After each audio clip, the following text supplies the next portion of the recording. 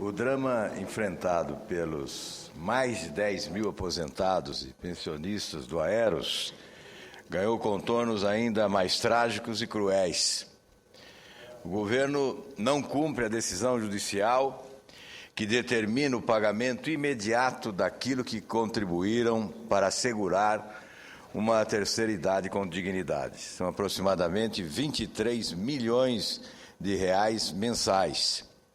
A multa acumulada por descumprimento da sentença já passa de 2 milhões e 500 mil reais.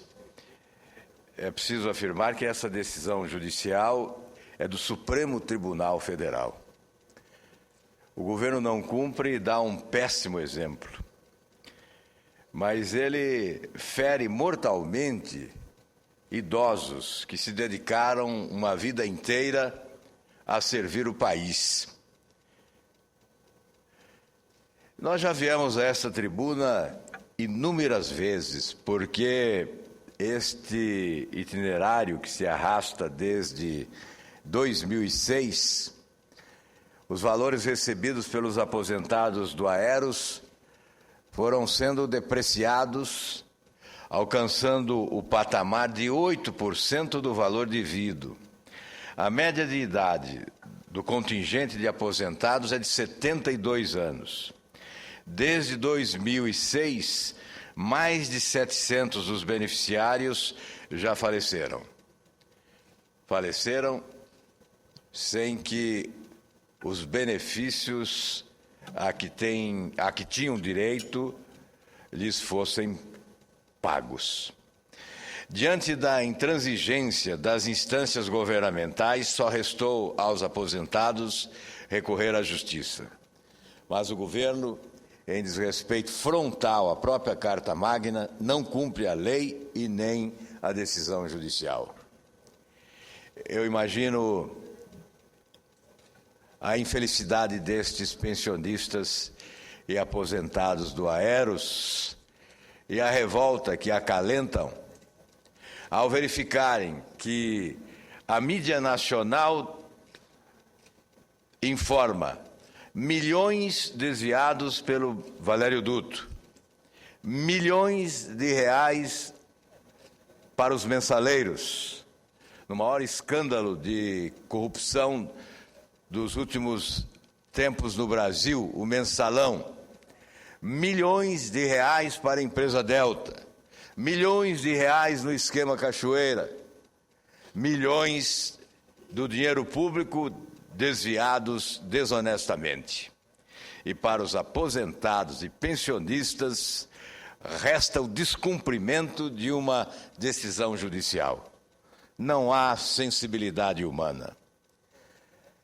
Em 13 de julho passado, o juiz da 14ª Vara Federal de Brasília determinou: julgo procedente o pedido de condenação da União a indenizar os participantes e os dependentes titulares de benefícios dos planos de benefícios da Varig e da Transbrasil por omissão no dever de fiscalização e proteção dos participantes dos planos de previdência complementar. Aí, artigo tal, item tal, etc. Lei complementar. Indenização que consistirá em montantes individuais apurados nos termos declinados no tópico próprio, itens 140 a 142 desta sentença. Em 2 de agosto último, primeiro pagamento pós-sentença, a União não cumpriu a decisão judicial de pagamento imediato. Em 21 de agosto, no âmbito do Tribunal Regional Federal de Brasília, a União não conseguiu derrubar a sentença e o tribunal decidiu.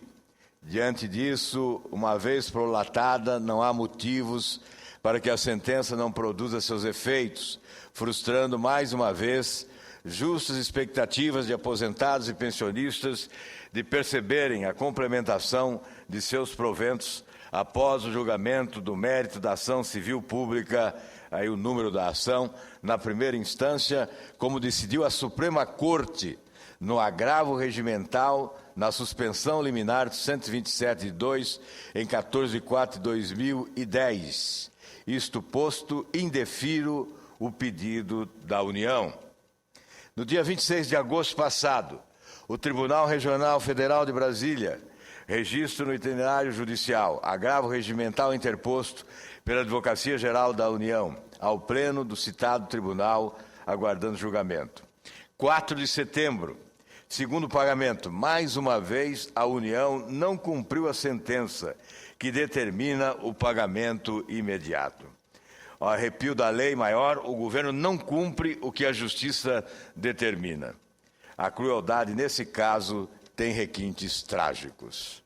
É bom frisar que, num primeiro momento, o governo passou a ideia de que não recorreria e que atenderia à decisão judicial. Como se vê no relato que apresento, várias foram as decisões judiciais, porque o governo recorreu.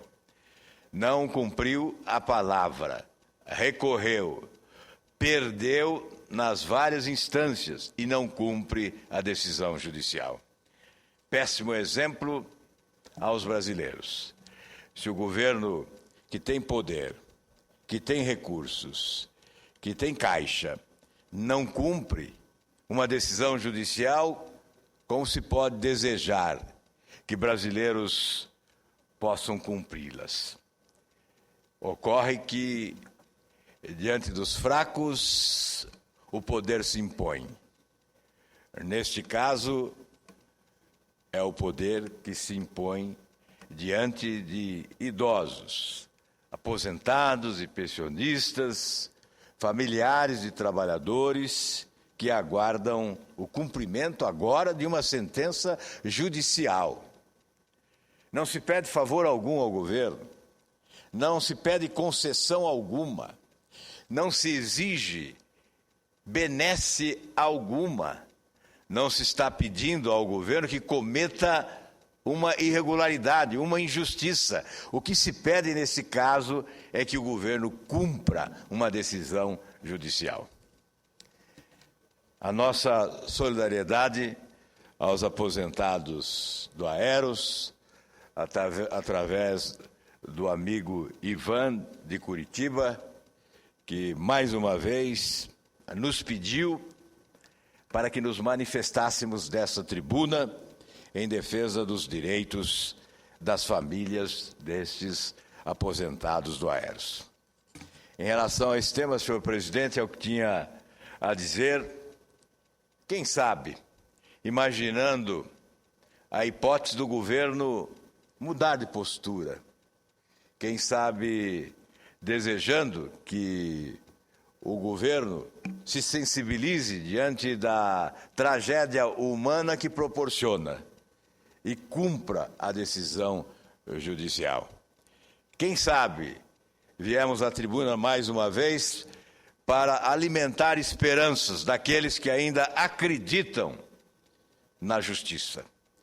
E nós, que acreditamos na justiça, esperamos que o governo não a desrespeite, descumprindo essa decisão judicial. Mas, senhor presidente, eu gostaria também de ecoar desta tribuna o reclamo de outros brasileiros.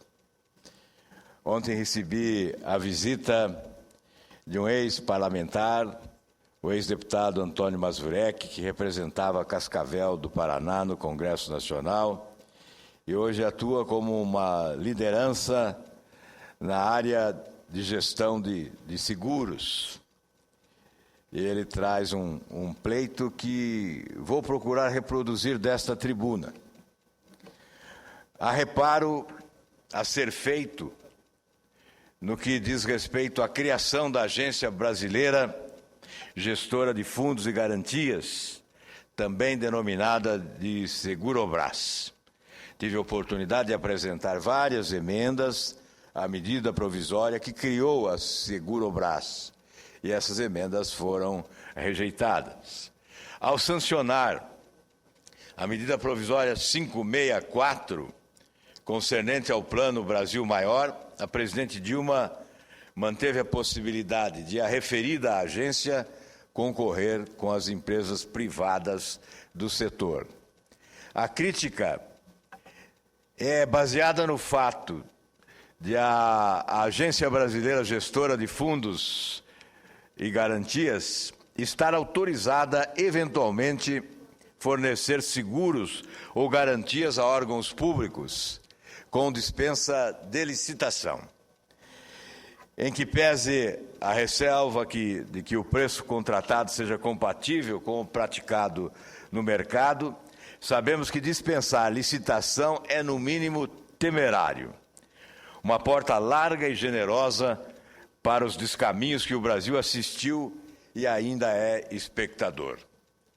O governo tem sido generoso com os desonestos, adotando alterações legislativas ou propondo medidas legislativas que realmente abrem portas para a corrupção, oferecendo facilidades para aqueles que atuam muitas vezes não em razão da competência e concorrem de forma competente, mas atua em razão de determinados artifícios escusos que acabam derrotando a competência dos seus concorrentes.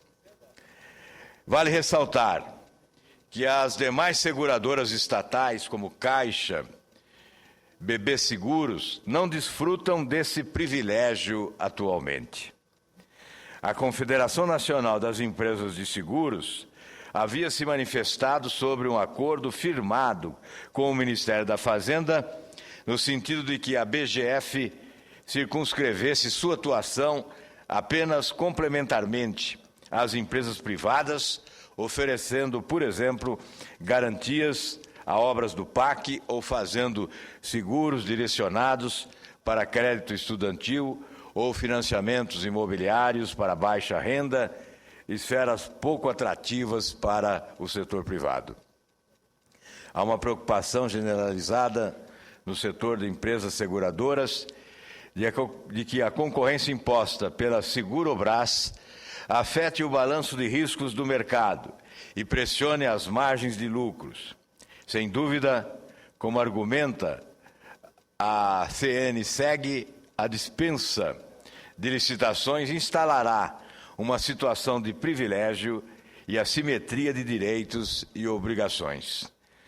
Não é saudável nem recomendável que uma agência estatal opere num setor tão sensível e estratégico como o de seguros e possa celebrar contratos sem o crivo e a exigência licitatórios. Eu insisto, estamos falando de um mercado rigorosamente estratégico que cresce em média 20% ao ano desde 2007. No ano passado, as seguradoras brasileiras faturaram 105 bilhões, volume 16,6% superior ao de 2010. Apenas o seguro de risco engenharia, por exemplo, um dos que mais prosperou, girou 912 milhões em 2011, 98,4% mais do que no ano anterior. E a previsão é de que cresça nessa escala até 2016. Infelizmente, a presidente da República, que fez vetos parciais à medida provisória, deixou essa brecha a eventuais realizações pouco republicanas. Isentar da exigência de licitação um setor estratégico é um chamariz à ilicitude. A criação da Segurobras personifica um retrocesso ao mercado de seguros e resseguros do país. Portanto, senhor presidente, são estes dois registros que pretendia fazer e os fiz da tribuna do Senado Federal. Muito obrigado a Vossa Excelência.